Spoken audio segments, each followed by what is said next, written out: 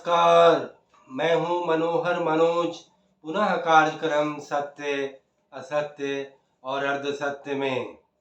दोस्तों, आज हम बात करेंगे कि देश में जिन चीजों से नया इतिहास लिखा जा रहा था, जिन चीजों से इतिहास बदला जा रहा था, जिन निर्माण कार्यों के जरिए एक नए अध्याय की शुरुआत हो रही थी, दुर्भाग्य से उनमें भी भ्रष्टाचार आ गया, उनमें भी आनन फानन और जल्दी में काम को बिगाड़ा गया, उनमें भी तमाम एक तरह से क्वालिटी में गिरावट आई।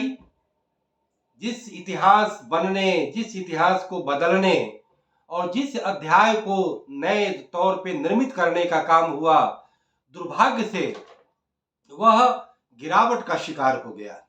मैं बात कर रहा हूं पिछले 4, 5, 6 सालों में वो सारी चीजें जो मोदी सरकार ने और उनकी पार्टी शासित राज्य सरकारों ने किया, क्या उनका निर्माण कार्य और भव्य और यूनिक और ऐतिहासिक और जो है बेजोड़ नहीं होना चाहिए था?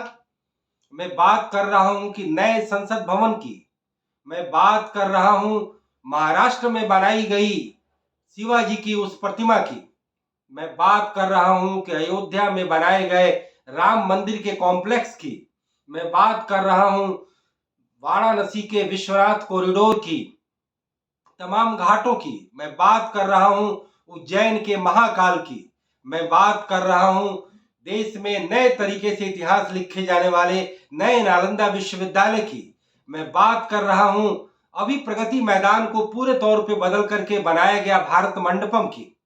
दोस्तों, ये बड़े दुख के साथ और बड़े भारी मन के साथ कहना पड़ रहा है कि भारत के उस गौरवशाली वर्तमान और गौरवशाली अतीत और गौरवशाली भविष्य, इस तीनों की आकांक्षा एक भारत के नागरिक के रूप में हम करते हैं। और ऐसे में देश का नया संसद भवन बना बड़ी जरूरत थी। करीब करीब 100 साल करीब पुराना संसद भवन वह आज की डेमोक्रेसी की जरूरतों के लिए नाकाफी था। आज दुनिया के तमाम छोटे मुल्कों में नेशनल असेंबली की बिल्डिंग नई चमचमाती दिखती है, तो भारत में अगर नई पार्लियामेंट की बिल्डिंग बनाई गई जो कहीं ना कहीं कंजेस्टेड थी, कहीं ना कहीं आने वाले 50 और 100 सालों की संसदीय सीटों को ध्यान में रख करके नहीं काम चल रही थी, आज अगर उसे बनाया गया तो बड़ी अच्छी बात थी। आलोचकों ने उस बात की भी आलोचना की, उस आलोचना में कोई दम नहीं था, लेकिन काश वह संसद भवन हमारे पुराने संसद भवन के अगर उससे बेहतर नहीं बना तो कम से कम उसके बराबर का बनता। वह संसद भवन अगर आधुनिक कलाकृतियों के जरिए या सीमेंट, ईंट, गारे और कंक्रीट के जरिए ही बना, अगर पत्थर के जरिए नहीं बना, तो उसकी जो भव्यता, उसका जो सॉलिडनेस जो दिखना चाहिए था वह नहीं दिखा।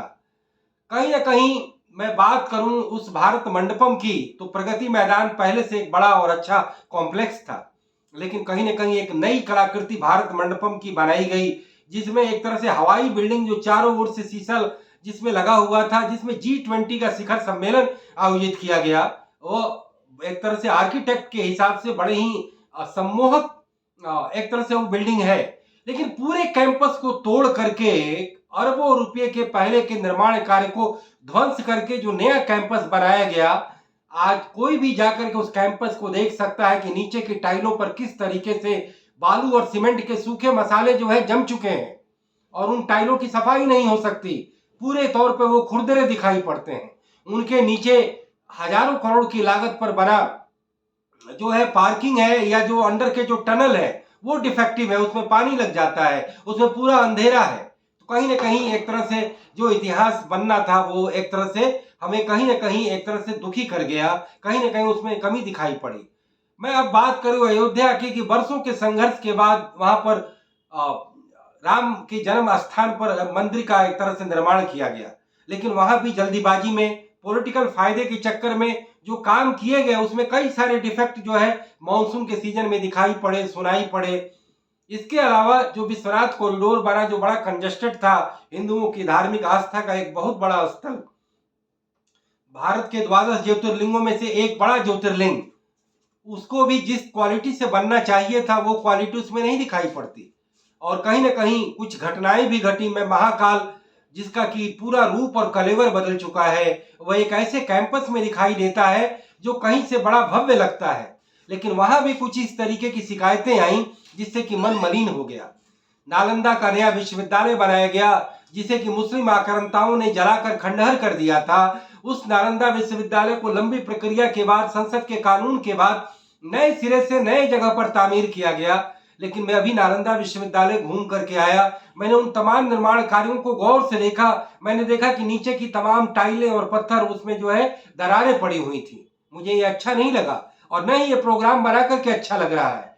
मेरा ये कहना है कि जहां इतिहास बना, जहां नया इतिहास लिखा गया, जहां इतिहास बदला गया, कम से कम उसके निर्माण की क्वालिटी एक तरह से कहीं ना कहीं एक नजीर पेश करनी चाहिए थी। मैं ये नहीं कहता कि इनकी वजह केवल इसमें इनके मतलब कि संसाधनों का मिसयूज है या पैसे का बंदरबाट है। कहीं ना कहीं एक टेक्निकल डिफेक्ट भी है, कहीं ना कहीं पॉलिटिकल स्कोर करने के लिए जल्दीबाजी में, आनन फानन में कराए गए काम की वजह से भी है।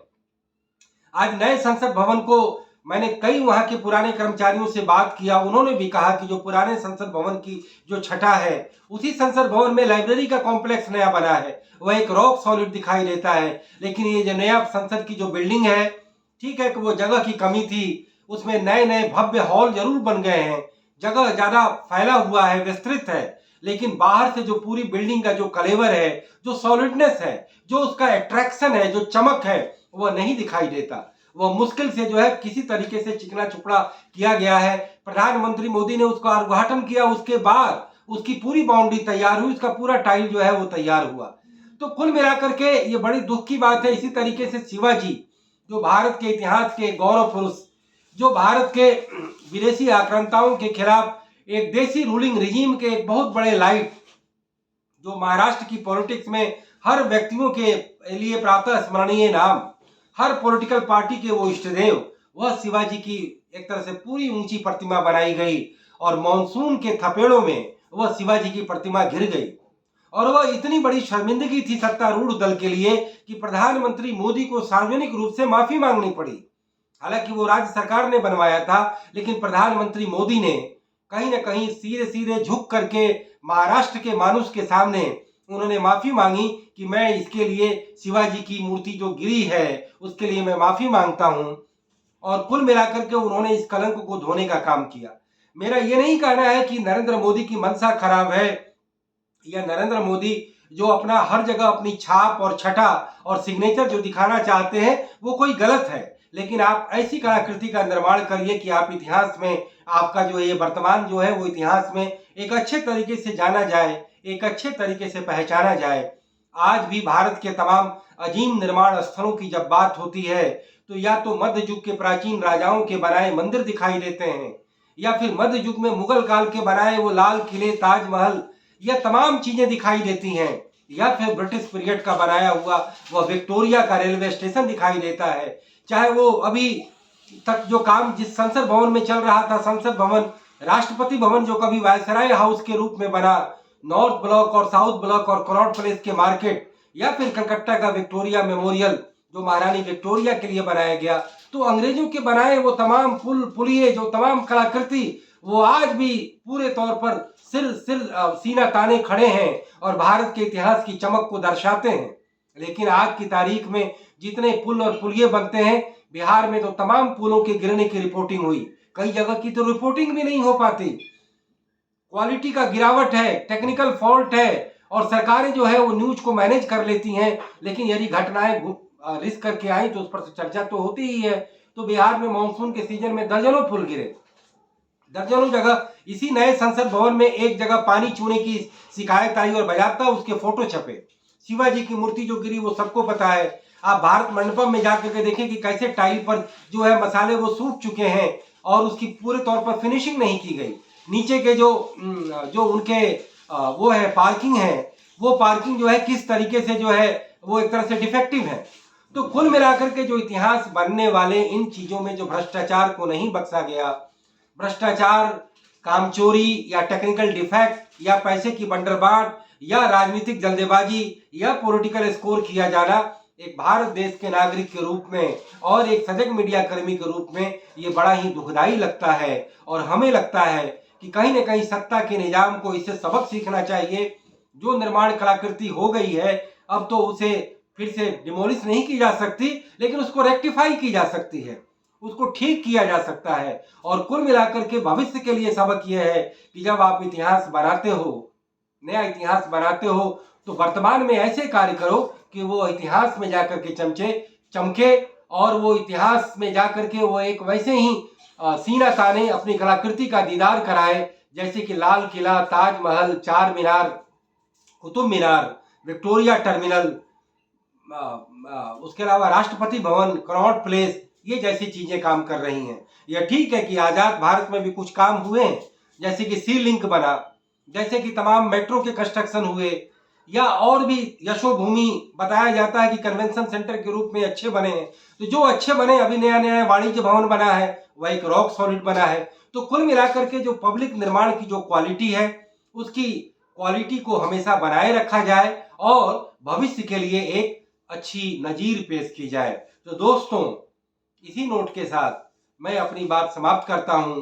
फिर किसी मुद्दे पर, फिर किसी सवाल पर पुनः बात होगी। इजाजत दीजिए। नमस्कार, जय हिंद, गुड बाय, शब बखैर।